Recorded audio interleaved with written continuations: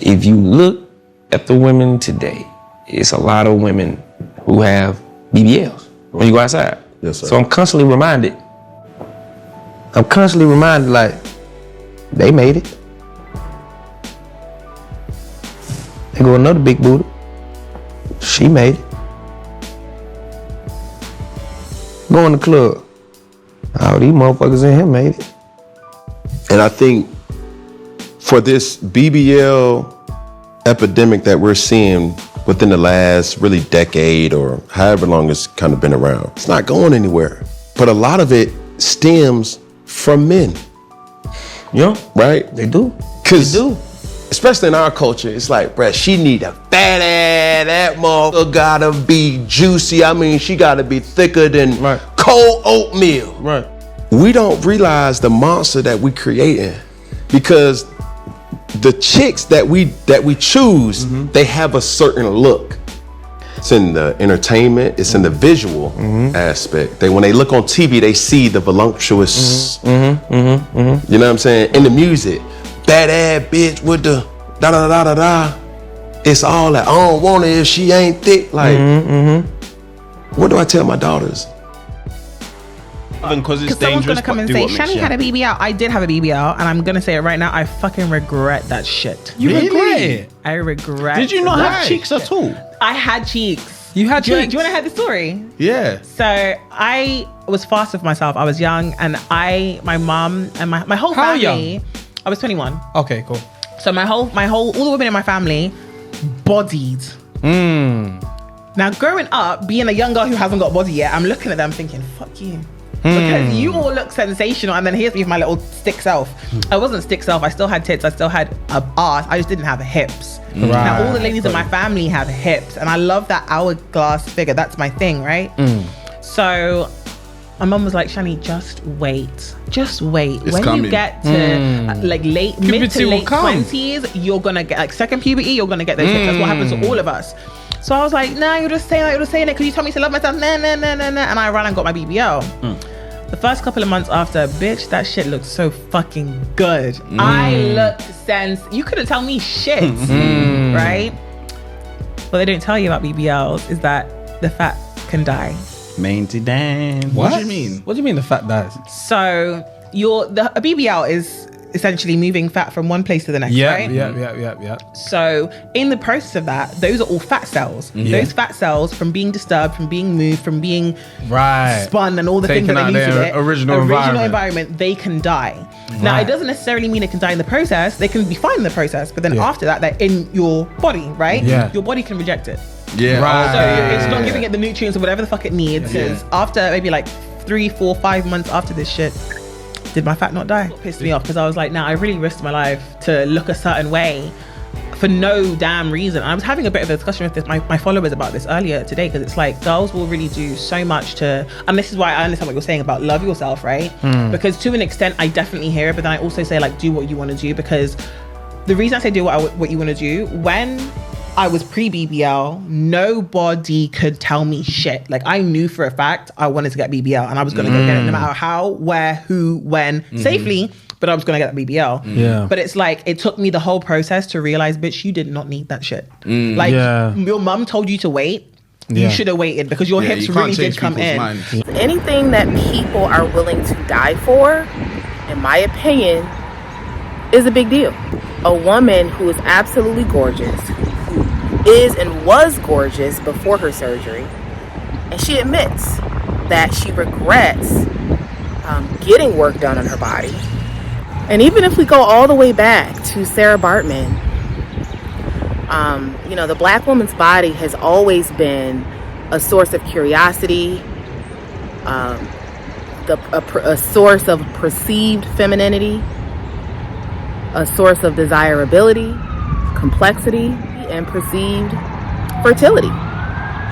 We can talk about the rap songs, Sir Mix-a-Lot, Nicki Minaj, various other artists who promote a certain body type. And we also have to think about the Black women who feel invisible or not enough because of how they look. And it's interesting because this topic seems to be on the surface very trivial and minute, but again, it involves death. This topic of plastic surgery in Black women involves not only death, but also it involves a level of determination that we see Black women putting into surgery, and we may not necessarily see that same effort put in other areas. And so that part is also very interesting. Why are so many Black women willing to die for a look, but unwilling to die for perhaps things of more substance? This idea that you could pay money and risk your life to get your body done and end up with either a worse result or the same result. You know, we're not talking about a situation where it's a guarantee. We're talking about a situation where it's up in the air.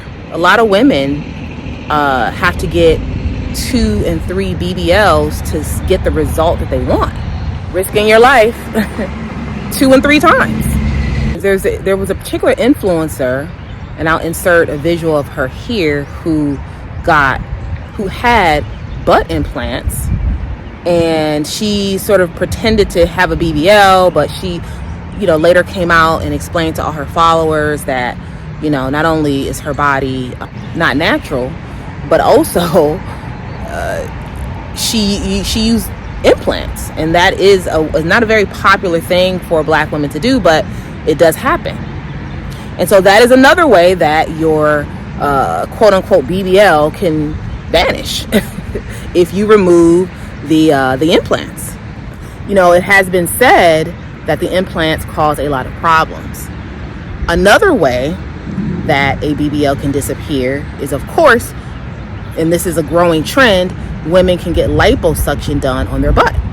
Because of the BBL sort of epidemic a few years ago, there are women now wanting to remove the fat that was transferred. And so that is another way that a BBL can vanish and or disappear. But there's a lot to unpack in terms of the psychology, and again, looking at what people are willing to sort of risk it all for. And this is not about a judgment.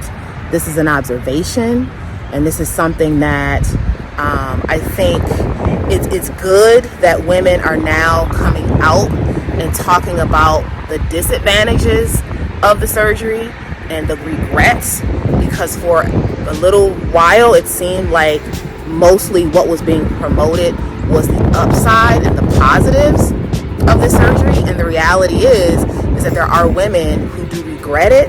They don't necessarily feel like it improved their shape or their quality of life, and they are wanting to return to their natural state. I encourage you to follow her on Instagram.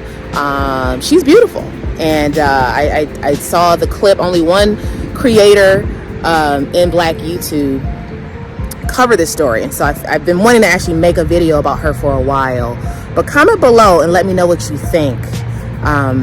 Let me know what you think about this topic. Like, share, and subscribe. Click the links in the description box and get to know more about the coaching and consulting and speaking service that I offer with my business, Curated Legacy LLC. Join the Black and Invisible YouTube membership group. Purchase my book about being an invisible Black woman on Amazon. My name is Naka, and I'm here to make the invisible visible.